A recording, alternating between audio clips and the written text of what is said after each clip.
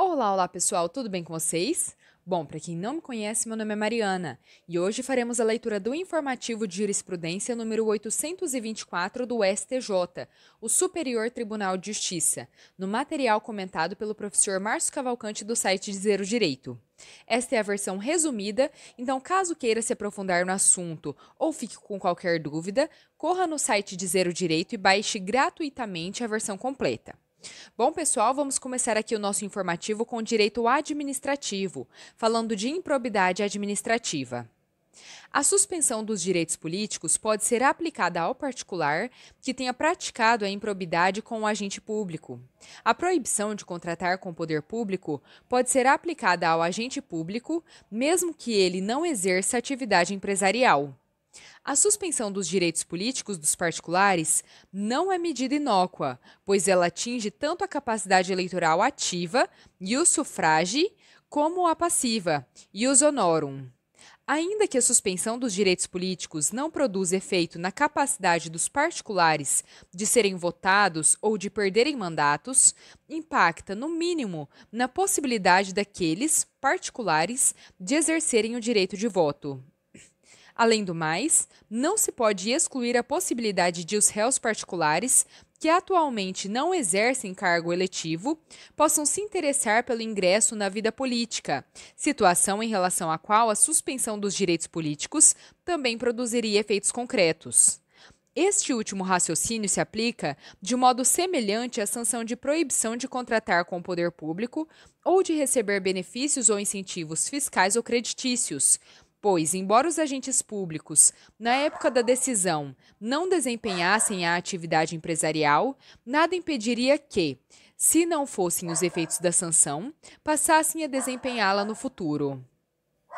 Direito civil. Contrato de seguro. Nas demandas de indenização securitária, deve-se aplicar a regra geral de distribuição estática do ônus da prova, recaindo sobre a seguradora o ônus de comprovar as causas excludentes da cobertura. De acordo com a regra de distribuição estática do ônus da prova, prevista no artigo 373 do CPC, o ônus probatório incumbe 1.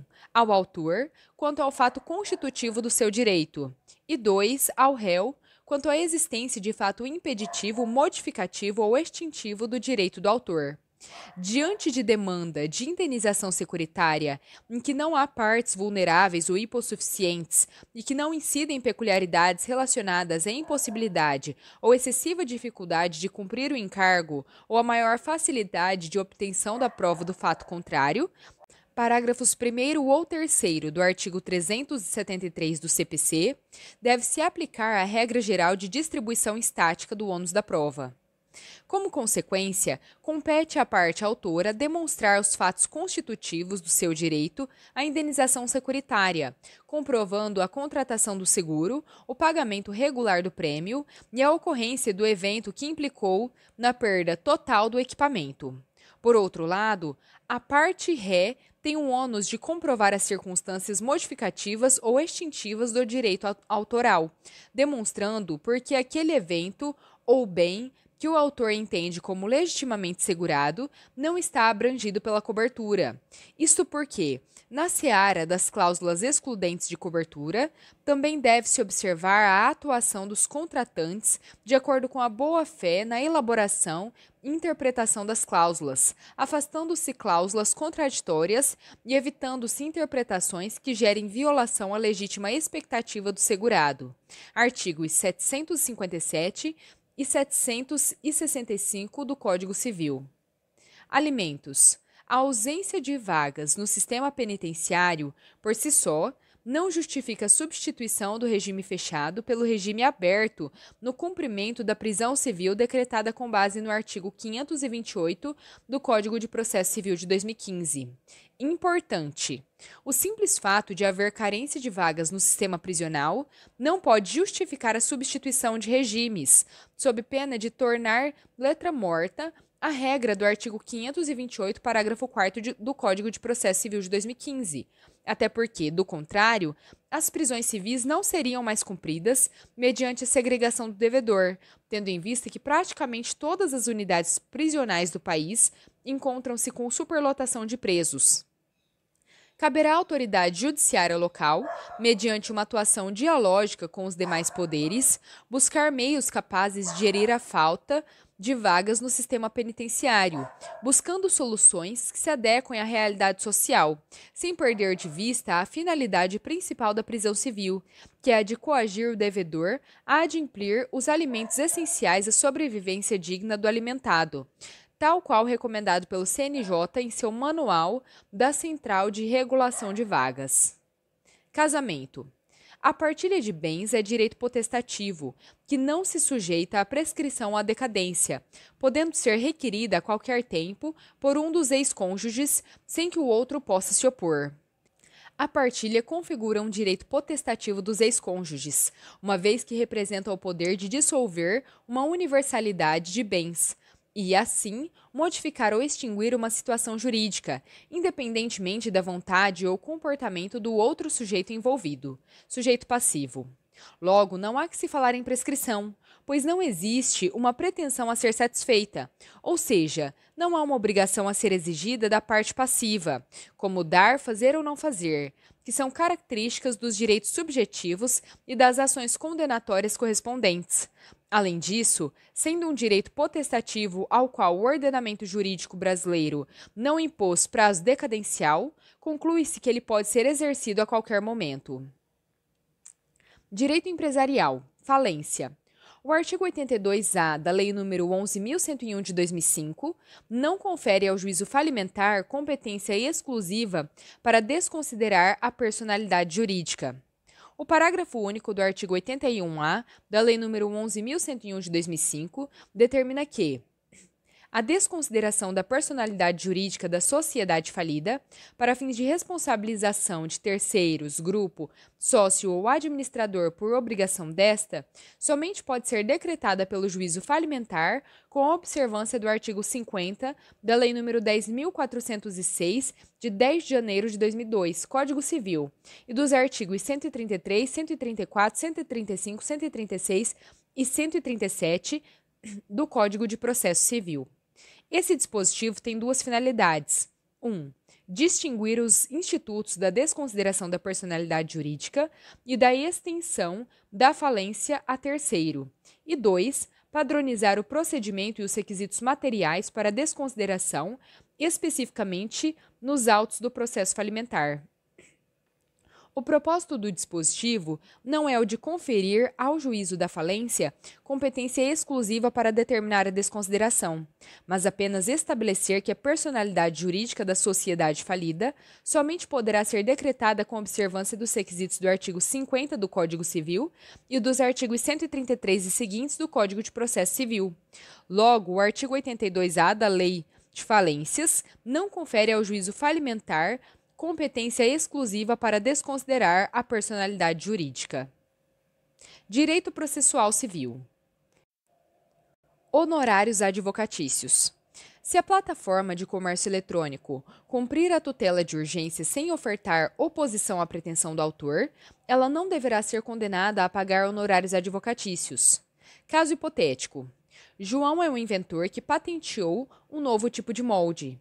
Ele descobriu que algumas pessoas estavam vendendo cópias não autorizadas do seu molde patenteado na plataforma de comércio eletrônico OLX.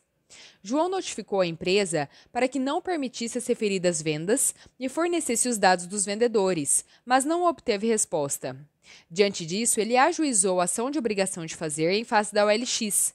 Pediu a remoção dos anúncios e a entrega dos dados cadastrais dos vendedores, com o objetivo de posteriormente processá-los por violação de propriedade intelectual. O juiz deferiu a tutela de urgência. Em contestação, a ré não se opôs aos pedidos formulados. Logo em seguida, o juiz prolatou sentença julgando os pedidos procedentes. Na sentença, o juiz não deverá condenar a OLX a pagar honorários advocatícios. Descabe imputação de ônus sucumbenciais, honorários advocatícios, a provedor de aplicação de internet que cumpre decisão de tutela de urgência sem ofertar oposição à pretensão na obtenção dos dados e registros, devendo cada parte arcar com suas despesas processuais. Honorários advocatícios. Se o juiz proferiu decisão interlocutória excluindo um dos litisconsortes Por ilegitimidade, os honorários serão fixados de forma proporcional, podendo ser inferiores ao limite mínimo do artigo 85, parágrafo 2º do Código de Processo Civil.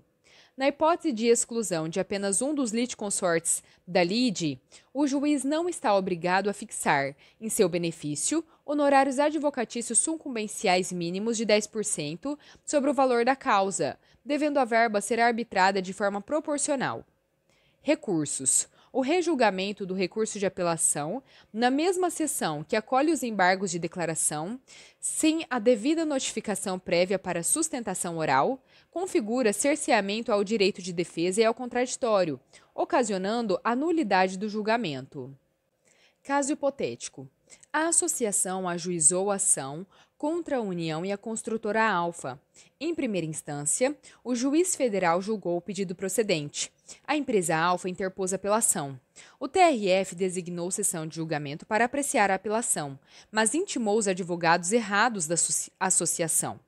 Na sessão do dia 2 de fevereiro, o TRF deu provimento à apelação e reformou a sentença para julgar o pedido improcedente autorizando a construção. A associação opôs embargos de declaração, explicando que seus advogados não foram intimados e que isso causou prejuízo, considerando que pretendiam ter realizado sustentação oral. Na sessão do dia 6 de junho, o TRF deu provimento aos embargos de declaração e anulou a sessão de julgamento do dia 2 de fevereiro por ausência de intimação dos advogados da embargante. Ocorre que, logo em seguida, nessa mesma sessão do dia 6 de junho, o TRF rejulgou a apelação da empresa Alfa e novamente deu provimento a esse recurso, reformando a sentença para julgar o pedido improcedente. No primeiro acórdão, posteriormente anulado, houve um erro na intimação para a pauta de julgamento, sendo intimados advogados que não mais representavam a associação. Já no segundo julgamento da apelação, como demonstrado, o rejulgamento ocorreu na mesma sessão em que foram acolhidos os embargos de declaração.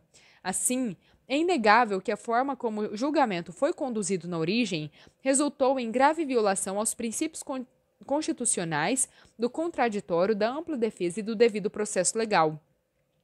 Essa conduta causou um prejuízo evidente à associação, uma vez que ela foi impedida de exercer seu direito à sustentação oral no julgamento da apelação. Execução. Impenhorabilidade. São impenhoráveis os valores depositados em instituição bancária até o limite de 40 salários mínimos, ainda que não se trate especificamente de conta poupança.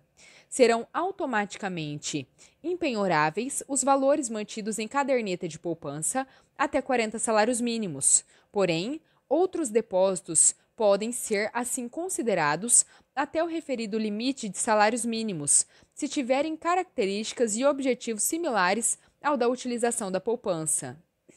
O simples fato de o salário, benefício de aposentadoria, ser depositado pelo empregador ou órgão de previdência em conta corrente do titular não tem o condão imediato automático de desnaturar a natureza de tal verba, de salarial para ativo financeiro comum, tampouco de retirar de tal quantia, protegida constitucionalmente, artigo 7º, inciso 10 da Constituição Federal, seu caráter alimentar. Somente se admite que esses valores percam, eventualmente, sua característica salarial e, consequentemente, alimentar, se forem mantidos em conta por lapso superior a 30 dias, oportunidade na qual será possível a relativização da regra da impenhorabilidade, desde que observados determinados requisitos. Direito penal. Crimes contra a vida. A tentativa de fuga após o acidente é posterior aos fatos e não permite concluir que o réu agiu com dolo. Caso concreto: um motorista atropelou a vítima que andava de bicicleta. O motorista foi condenado pelo Tribunal do Júri por homicídio doloso. Dolo eventual. O dolo eventual foi reconhecido com base em duas razões. 1. O fato de o motorista estar embriagado. 2. O fato de ele ter tentado fugir após o acidente. O STJ entendeu que essa condenação foi manifestamente contrária à prova dos autos. O simples fato de o acusado encontrar-se embriagado, então, não justifica por si só a imputação de dolo eventual. Além disso, a tentativa de fuga após a colisão é conduta posterior à consumação do crime e, por isso, obviamente, não influencia o que aconteceu antes dela. Tentar fugir do local dos fatos é uma postura reprovável e que pode configurar um crime autônomo, tipificado no artigo 305 do Código de Trânsito Brasileiro, mas nada diz sobre o elemento subjetivo na conduta anterior do acusado, quando da colisão.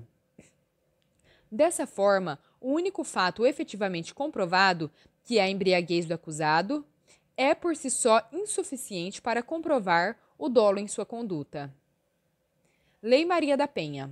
O fato de não haver relação duradoura de afeto não afasta a incidência do sistema protetivo da Lei Maria da Penha.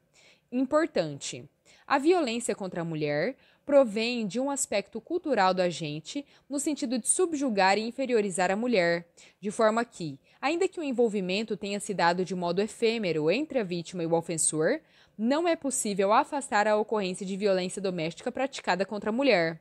A Lei nº 11.340 de 2006, ou seja, Lei Maria da Penha, ao criar mecanismos específicos para coibir e prevenir a violência doméstica praticada contra a mulher, buscando igualdade substantiva entre os gêneros, fundou-se justamente na indiscutível desproporcionalidade física existente entre os gêneros, no histórico discriminatório e na cultura vigente. Ou seja, a fragilidade da mulher, sua hipossuficiência ou vulnerabilidade são os fundamentos que levaram o legislador a conferir proteção especial à mulher e por isso tem-se como presumidos. Direito processual penal. Execução penal. A realização do exame criminológico para progressão de regime nas condutas anteriores à edição da Lei nº 14.843 de 2024 exige decisão motivada, nos termos da súmula 439 do STJ. Importante: a exigência de realização de exame criminológico para toda e qualquer progressão de regime, nos termos da Lei nº 14.843 de 2024, constitui novatio legis impejus, pois incrementa requisito, tornando mais difícil alcançar regimes prisionais menos gravosos à liberdade. Por essa razão, a retroatividade dessa norma se mostra inconstitucional, diante do artigo 5º, inciso 40 da Constituição Federal, e ilegal, nos termos do artigo 2º do Código Penal. Para situações anteriores à edição da nova lei, permanece a possibilidade de exigência da realização do exame criminológico, desde que devidamente motivada, nos termos da súmula 439 do STJ. Se a condenação do reeducando for anterior à Lei nº 14.843 de 2024, não é aplicável a disposição legal de forma retroativa. Direito tributário. PIS/COFINS. A determinação de suspensão do pagamento da contribuição PIS e da COFINS, prevista no artigo 54, inciso 3, da Lei nº 12.350 de 2010, restringe-se às operações de vendas efetuadas a pessoas jurídicas, não abrangendo vendas feitas a pessoas físicas. O artigo 54, inciso 3, da Lei nº 12.350 de 2010, permite a suspensão do pagamento de PIS e COFINS para vendas de animais vivos, como frangos, quando feitas a outras pessoas físicas que utilizam esses frangos em seus processos de produção. Artigo 54. Fica suspenso o pagamento da contribuição para o PIS, PASEP e da COFINS incidente sobre a receita bruta da venda, no mercado interno de, inciso 3, animais vivos, vendidos para pessoas jurídicas que produzam mercadorias. Esse benefício pode ser concedido também em caso de operações de vendas efetuadas a pessoas físicas? Não. Isso porque a legislação tributária que disponha sobre suspensão de crédito tributário deve ser interpretada literalmente. Bom, pessoal, terminamos por aqui a nossa leitura, espero que tenham gostado. Se gostaram, deixem o seu like, isso nos ajuda muito a manter o canal e a poder seguir com esse trabalho. E também deixem nos comentários o que acharam. Muito obrigada, fiquem com Deus e até a próxima.